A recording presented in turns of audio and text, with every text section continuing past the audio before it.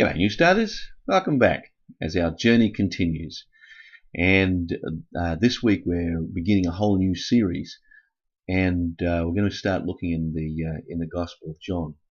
Have you ever noticed how much your life and my life is driven by the things that we believe are true? It doesn't really matter whether they are true or not.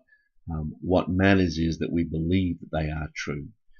When I was young, I was constantly debating and arguing over facts that I thought were true, because I had come to believe that being right was a very, very important thing, and deep down that motivated me and drove me.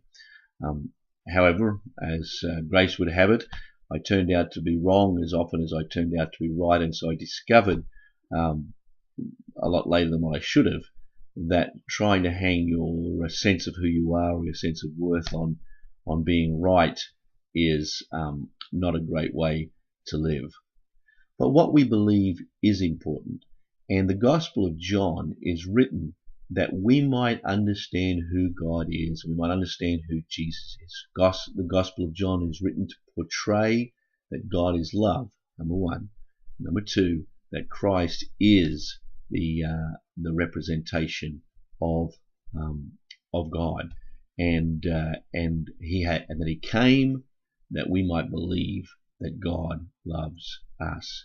And as we journey through John, we'll see over and over again this idea of belief, what we believe. And so John, who isn't particularly concerned about the order of events, writes it as if it was a story, but the procession of events isn't particularly important to John. What is important is what the events say about Jesus, and he writes them that we might believe who He is. And so he starts off with his gospel, saying that Christ was in the beginning, and he was the Word was with God, the Word was God.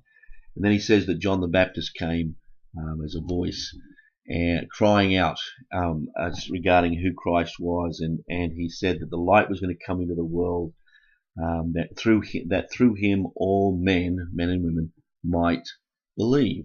So John is writing this gospel and always reflecting on these things being done so that we might believe.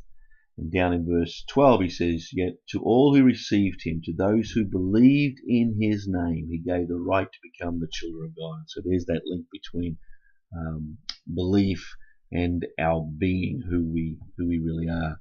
And then right at the end of the chapter, Jesus is in the process of drawing his disciples together, and to one particular disciple he represents a knowledge and understanding that goes beyond what was ordinary, and the disciple comes to believe in Jesus. And Jesus says, "You believe because I told you I saw you under the fig tree.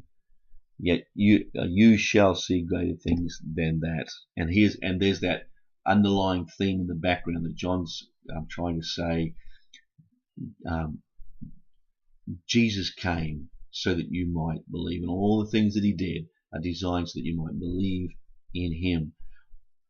What we believe, it's not just a matter of believing that Jesus is the Christ, that he is the Son of God, that he is God come to us. What we believe about him is absolutely essential. And over the next few weeks, we're going to take the journey that John takes us on to discover who this Jesus really is, that John wants us to believe in.